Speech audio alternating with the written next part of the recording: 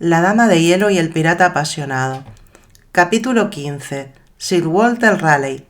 El Bardo de Avon. Londres. Rich House, The Globe. Durante la tarde, Sir Walter se comportó con el barón de Rich como si la discusión con Allenby no hubiese tenido lugar. No porque fingieran esto también, sino porque los miedos del otro hombre no lo desvelaban. El objetivo, encontrar el dorado, era su prioridad, y se centraba en esta tarea sin permitirse la menor vacilación. Borró los recuerdos relativos a la escuela de la noche, en la que por ser el líder se vio obligado a tomar una decisión similar, y su mente optó por dejarlo en paz. Era un hombre curtido en incontables batallas en tierra y en numerosos asaltos a galeones en el mar, por lo que tenía la piel más dura que la de un tiburón. Siempre se enorgullecía de que no lo afectasen las vacilaciones del ser humano común. «Siento mucho que sigáis sin encontrar ni un pequeño indicio». Raleigh apoyó la mano en el brazo de Rich y simuló auténtica preocupación. «He puesto a todos mis hombres a buscar pistas, y seguro que con algo dan. Están indagando discretamente en los prostíbulos. Una dama virgen sería un bocado apetecible para la gentuza de los bajos fondos». «Dios os escuche», exclamó el varón agradecido. «A estas alturas solo deseo que mi Elizabeth regrese, sean las condiciones que sea. Os puedo asegurar que su majestad está muy involucrada en encontrarla e interroga a varios sospechosos en la Torre de Londres». Sir Walter calculó con satisfacción que, si no los había sorprendido una calma chicha ni alguna tormenta los había desviado del rumbo, Lady Elizabeth en ese instante estaría acomodándose en el harén del sultán. «No ignoráis que podéis contar con nosotros, amigo mío». El varón, desconsolado, empezó a llorar. Se tapó la cara para esconder la debilidad y la vergüenza. Justo en ese instante Allenby entró en la sala y efectuó un gesto negativo con la cabeza. Así le indicaba que después de revisar de arriba abajo la casa no había encontrado nada. Raleigh le señaló con el índice el secreter que había en un rincón. Hasta ahora no lo habían examinado, y su cómplice captó al vuelo el mensaje silencioso. Vio cómo Giles revisaba los cajones y escrutaban el interior para determinar si tenían doble fondo. Acto seguido el corsario observó a Rich con desdén, que sollozaba con pequeños espasmos. «Qué patético es. Debería tirarse al Támesis atado a un ancla», pensó. «Se comporta peor que una damisela. Pero no me quejo. Así nos facilita que le robemos el mapa del tesoro». Los ojos le brillaron cuando su amigo extrajo un pergamino de un cajoncillo oculto y le efectuó un guiño. Luego se lo deslizó dentro del abrigo. «Ahora solo quiero marcharme para poder analizarlo», volvió a pensar Sir Walter, pero lo tenía bastante difícil porque debía esperar a que el varón se calmase. Un movimiento en la puerta le llamó la atención. Se trataba de Robert, el heredero de la baronía. «¿Y si este entrometido ha visto que nos llevamos el mapa?», indagó en el rostro del muchacho. Lucía inescrutable y no pudo calmar el resquemor. Sabía que la familia lo trataba todavía como a un niño, pero en sus galeones tenía grumetes más pequeños que ya habían luchado en varias escaramuzas al lado de marineros que les doblaban la edad. «No me deja demasiadas opciones», consideró, y se dio golpecitos con el dedo pulgar en la mandíbula. «Tendré que matar al padre y al hijo, y luego encubrir ambos crímenes. Hasta puedo incluir algunas pruebas para que ellos parezcan ser responsables de la desaparición de Lady Elizabeth». Cuando iba a darle la orden a Allenby, el adolescente caminó hasta el progenitor, se le sentó al lado en el sofá y lo abrazó. «No lloréis, no podéis permitiros ser débil justo ahora. Además, sé que encontrarán a mi hermana». El tono era de convencimiento, sin el menor rastro de duda. «Porque de lo contrario juro que me haré corsario y que recorreré todos los mares, los continentes y los océanos del mundo buscándola». Estas palabras reafirmaron a Raleigh en la decisión de acabar con ambos. Sería fácil liquidarlos, contaba con mucha práctica. Tenían libre el terreno porque la servidumbre se había ido al teatro de Globe a ver una reposición del Mercader de Venecia y disponían de horas para que regresasen. No habría reto alguno, sería un juego de niños. Cogería al pequeño por el tierno cuello y se lo quebraría igual que si fuese el de una gallina. Al mismo tiempo, Gil se tiraría sobre la espalda del varón y lo estrangularía hasta impedirle continuar con su patética vida. Más difícil que asesinarlos sería llevar los cuerpos al río y ponerles peso para que se hundieran en las negras aguas. Dudó unos segundos, porque leyó el interrogante en la mirada gris de Allenby, y captó también un destello emocional en él, un diminuto brillo que le indicaba su resistencia a dar este paso, quizá porque tenía un hijo de la misma edad que Robert, al que no veía debido a que se hallaba perdido en algún punto de la campiña inglesa en compañía de su madre. Decidió ser magnánimo con su amigo.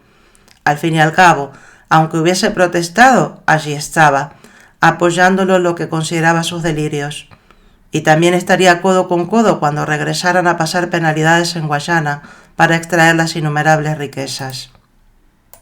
«Nosotros nos vamos», Raleigh anunció, aunque el barón de Rich no lo escuchó porque sollozaba a pleno pulmón.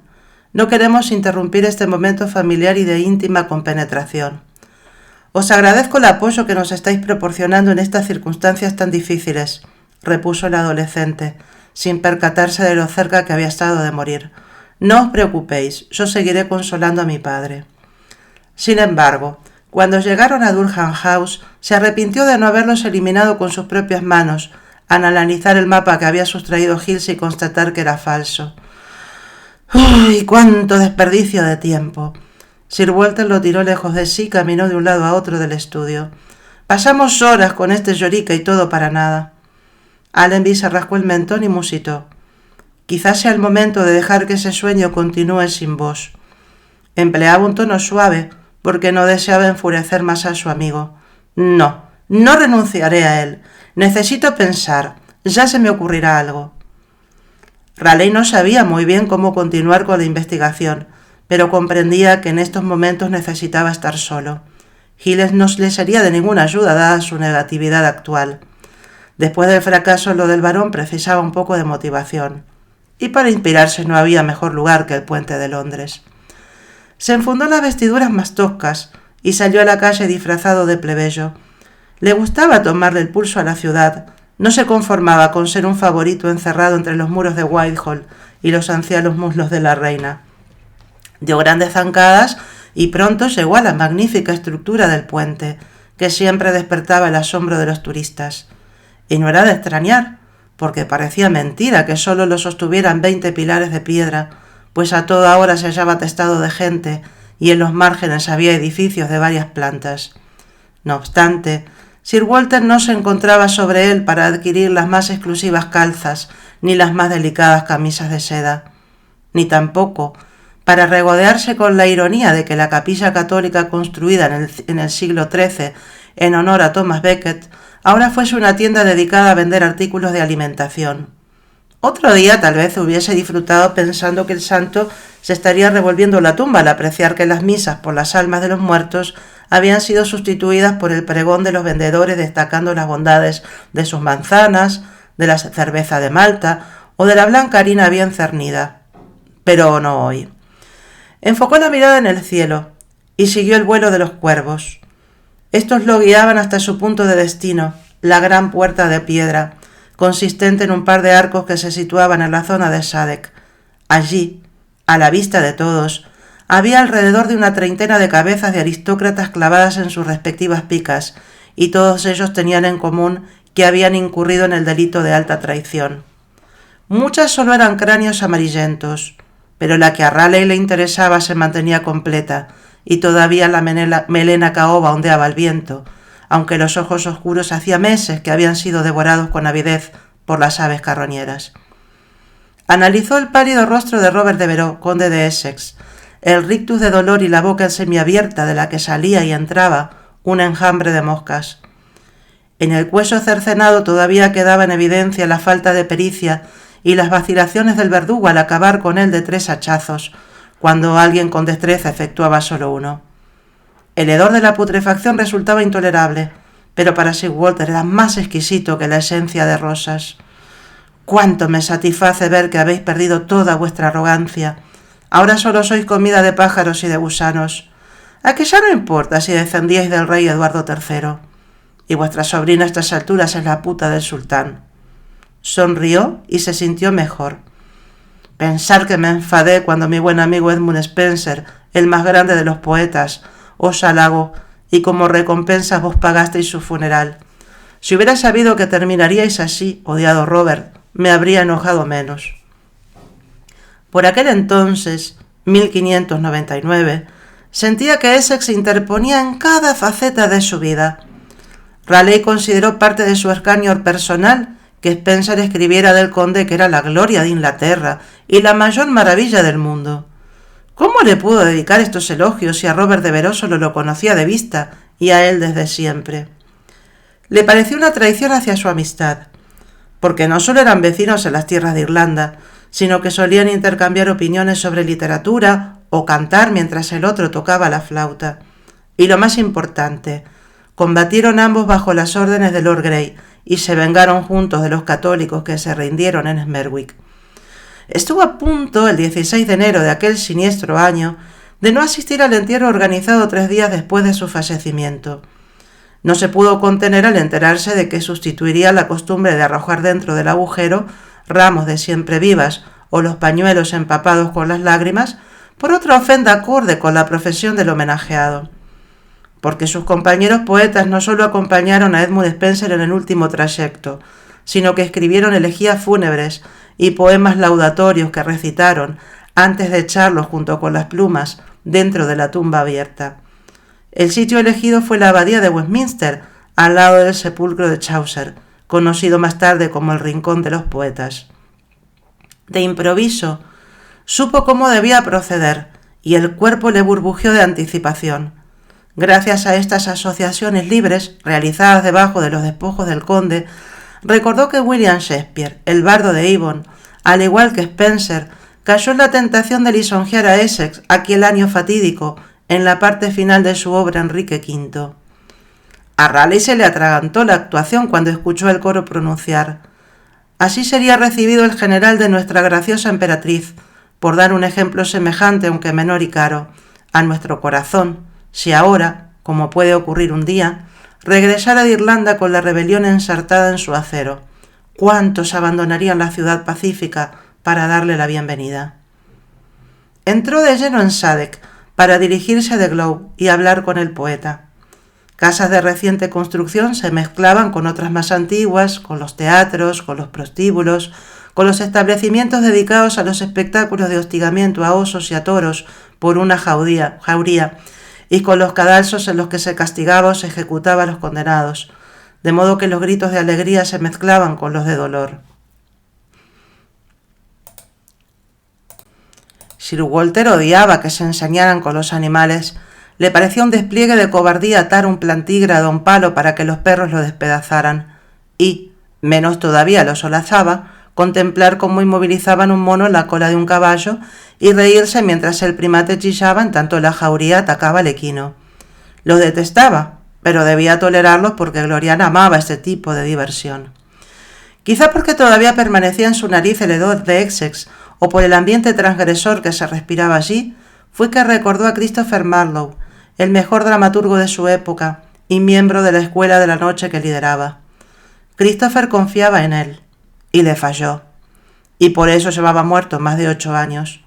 Utilizó toda la fuerza de voluntad para evitar recrear sus últimos instantes, y se centró en las tabernas y en los burdeles de paredes desgastadas que pululaban por toda la zona. Una meretriz desdentada y mayor creyó que se interesaba en ella y lo invitó. «Dulzura, entrad y os daré placer». Raleigh se estremeció de asco porque le recordó a Gloriana y cómo debía esforzarse para satisfacerla en el lecho. En su periodo previo como amante la reina todavía era guapa, tenía la piel suave y abundante pelo, pero ahora era un saco de pellejos y estaba pelada como la cabeza de un bebé. Además, en aquel entonces compartía el favoritismo con Leicester, con Essex y con muchos otros que le calentaban la cama. Por eso cuando la mujer estiró hacia él una esquelética mano, que se asemejaba a la de un muerto descarnado, le propinó un fuerte golpe en ella y le gritó: «Alejaos de mí, horrenda bruja, como me toquéis os clavo mi puñal, y no precisamente el de carne que vos queréis». La prostituta, aterrada, corrió hacia el interior del lupanar y cerró de un portazo, pero a Sir Walter solo se le fue la repulsión cuando pasó ante el Teatro Rose, propiedad del empresario Philip Henslowe. Poco después se hallaba frente a The Globe, el sitio en el que actuaba la compañía teatral Lord Chamberlain's Men, de William Shakespeare, que era uno de sus socios. El grupo se llamaba así en honor al chambelán del Palacio Real, que era quien les brindaba el patrocinio. Para ser honesto, quizá la idea de recurrir al poeta había permanecido latente en su cerebro al escuchar el lloriqueo incesante del barón de Rich, más propio de una obra dramática, y la circunstancia de que sus sirvientes hubiesen venido a ver la actuación, pero estaba convencido de que la visita a Essex había contribuido a hacerla salir a la superficie. Aunque no fuese propio de aristócratas, estos acudían a las representaciones de las compañías a la corte y a las mansiones de otros nobles, de vez en cuando asistía disfrazado a un palco junto a algunos de sus amigos. Entre las pintas de cerveza y los bocados de los exquisitos pasteles que allí se vendían, se habían reído de las salidas de tono del actor cómico William Kempe, cuando se burlaba de las escenas de sexo que ocurrían después de que los protagonistas contraían matrimonio, y de los enormes saltos que daba cuando bailaba la giga. Por desgracia, este había abandonado el grupo, según se rumoreaba por discrepancias con los demás socios, y andaba dando tumbos por ahí en otro teatro. Todavía lo recordaba dando vida a Falstaff, y le entraba la risa. Richard Burbage era otro actor increíble. Estaba magistral en cada uno de sus protagónicos. De hecho, verlo en Hamlet le había mostrado que la venganza era un plato que se servía frío. Sir Walter contempló la estructura de madera de pino, el techo de paja y de juncos, y consideró que podría reducir The Globe hasta las cenizas si Shakespeare no lo apoyaba. Era una especie de anfiteatro de 3 plantas, y dentro de él quedaba un polígono de 20 lados al aire libre.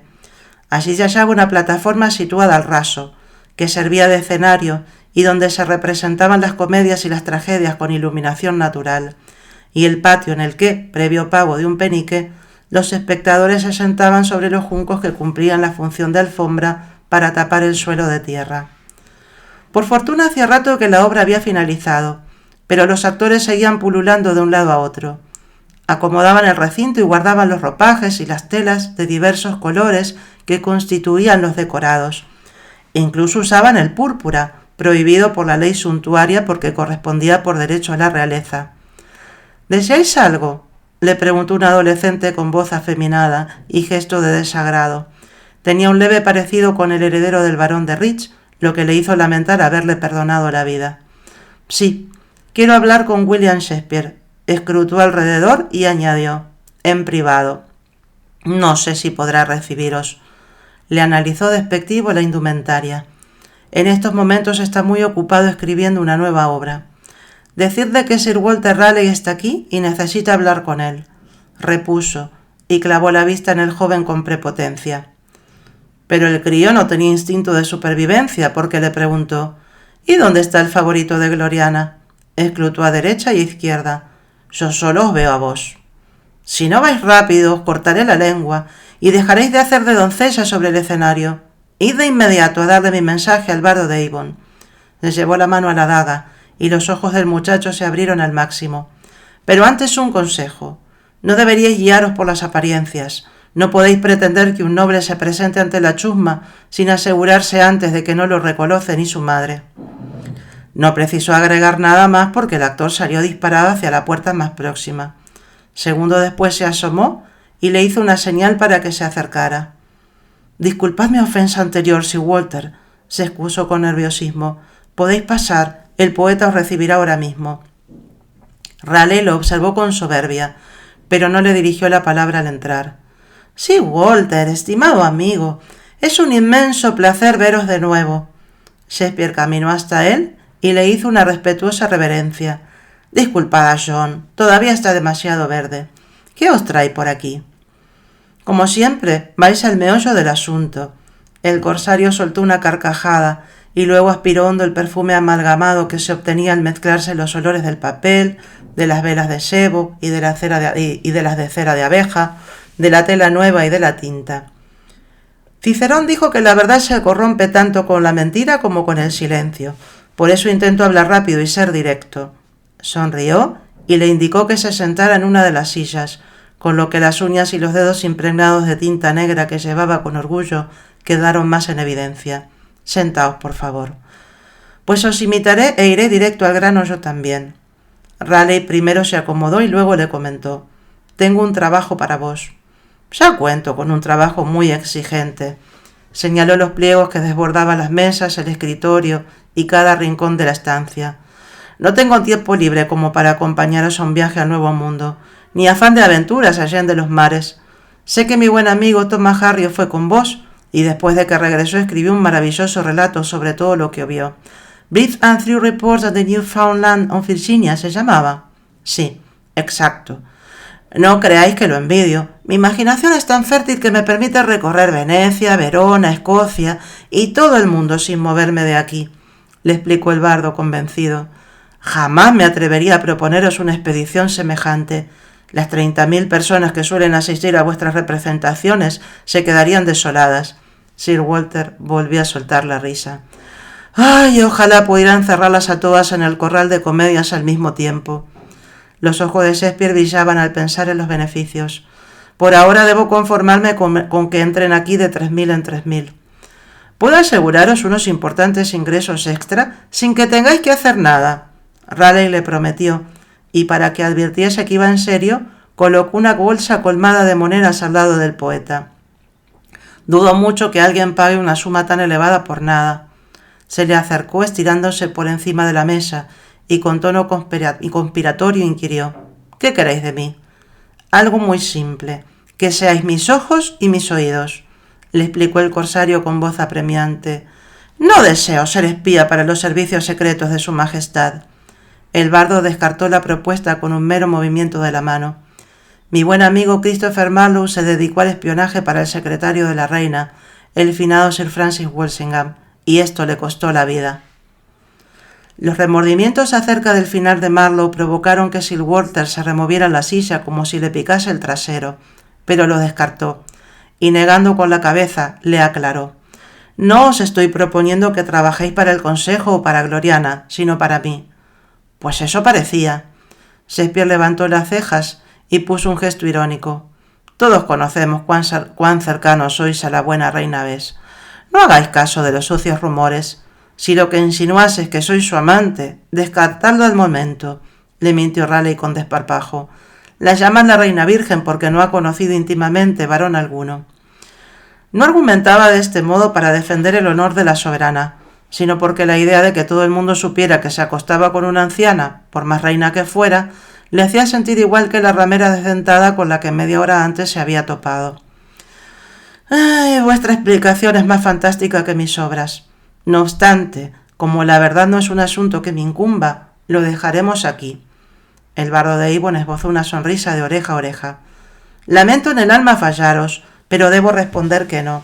La vida no me da para tantas tareas. Necesito un día de 48 horas.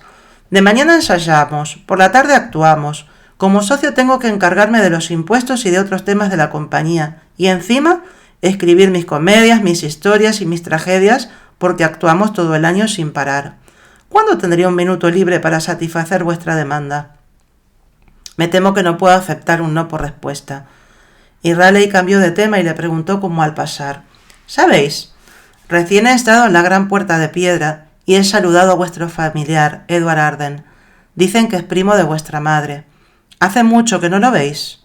Ahora solo es un cráneo amarillento. No sé de qué habláis. Se notaba que el poeta sí sabía por dónde iban los tiros. Cuentan los rumores que os fuisteis de Stratford-upon-Avon porque tuvisteis problemas con Sir Walter Thomas Lucy, o por la casa furtiva de un ciervo, pero yo no me los creo. Raleigh dio golpecitos con los nudillos sobre la mesa. ¿No me creéis capaz de robar una propiedad? Se notaba que deseaba mantener el tono anterior de la conversación, pero el intento era infructuoso. Os cuento lo que creo. Todos sabemos que Edward Arden era católico y que había escondido en su casa a un sacerdote. El cura le lavó la cabeza a su yerno y éste después pretendió matar a Gloriana. Por lo que sé, John Somerville, el yerno, solo era un loco, lo atajó Shakespeare, si bien se percibía con claridad que ahora se hallaba a la defensiva. Sir Thomas Lucy integraba la comisión encargada de hallar a todos los conspiradores católicos y estaba muy interesado en los parientes de Edward, entre ellos en vuestra madre.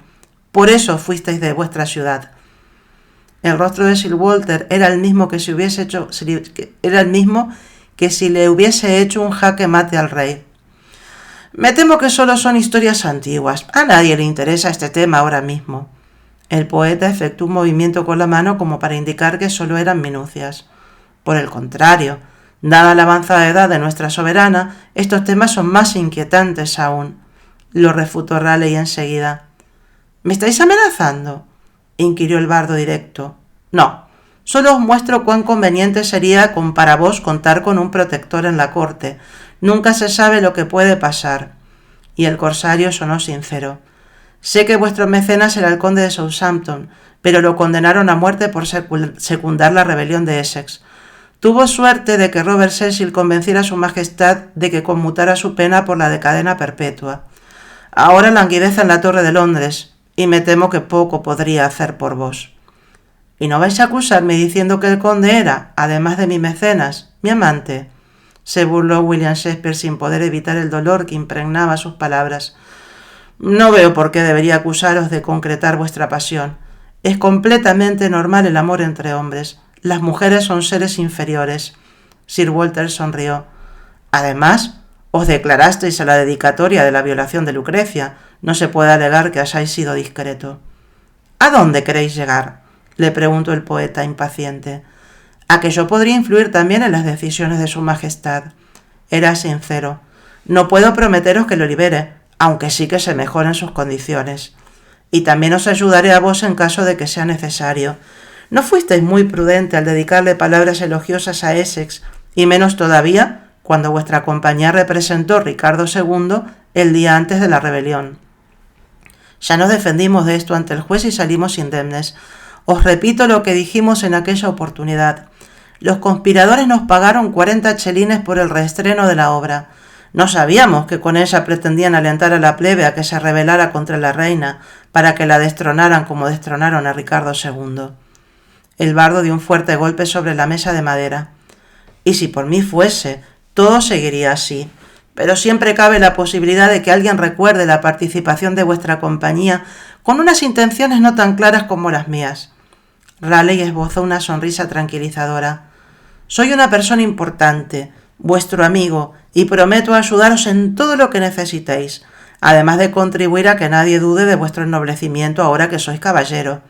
Es bueno para vos que os vean en más aristocrática compañía. Entonces, ¿acerca de qué desearíais que os informara? Daba la impresión de que este último argumento fue el que lo ayudó a decidirse. Vos estáis en contacto con muchísima gente, y cualquier rumor que concierna a un noble me interesa. Raleigh se mostraba aliviado.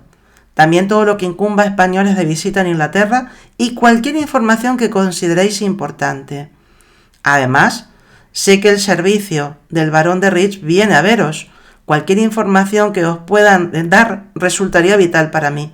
Necesito saber dónde guarda el mapa del Dorado. Acepto entonces. Shakespeare estiró el brazo y le dio un apretón de manos. Como pago adicional os prometo que haré que Gloriana convoque a la corte a vuestra compañía con mayor frecuencia. Los ojos del dramaturgo brillaron todavía más. Pues os lo agradeceré infinitamente, repuso contento.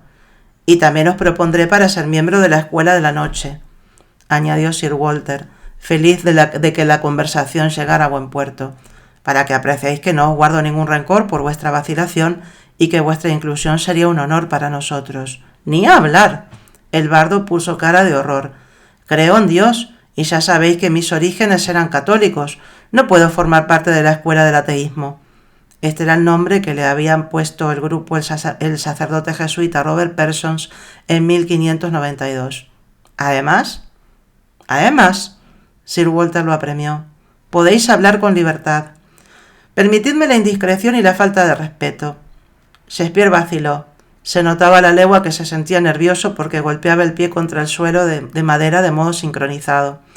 Pero teniendo en cuenta que Marlowe fue asesinado en extrañas circunstancias por ser miembro de vuestra agrupación, no podéis esperar que acepte formar parte de ella. No ignoráis cuántos cadáveres guardo en el armario. El razonamiento tenía lógica. Y eso que William Shakespeare desconocía que había sucedido en realidad. Al corsario no le pareció mal la negativa, pues había obtenido lo que en realidad quería. No obstante, por desgracia, ya no podría quitarse a Christopher Marlowe de la cabeza durante toda la madrugada. Eran los únicos remordimientos que lo mantenían insomne.